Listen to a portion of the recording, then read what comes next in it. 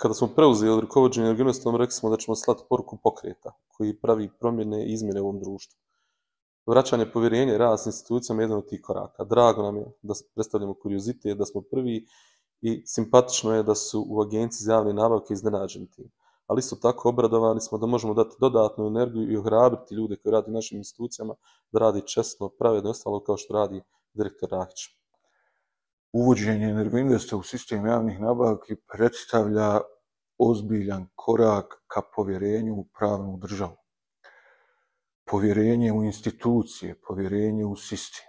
Mi u Agenciji za javne nabavke smo se realno iznenadili kad smo dobili poziv od direktora Ustamujića sa željom i namjerom da uđe u sistem javnih nabavki.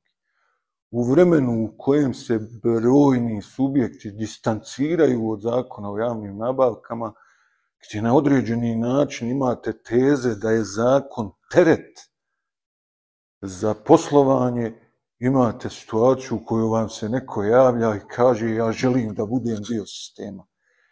Po meni je to savršen odgovor na pitanje da li Energoinvest želi da posluje transparentno i u skladu sa zakonom. Pogotovo je ovo ozbiljna poruka našim međunarodnim partnerima u kontekstu energetskih projekata, posebno plinske i južne interkonekcije, jedan signal da je Energoinvest izuzetno kredibilan saradnik za međunarodne projekte.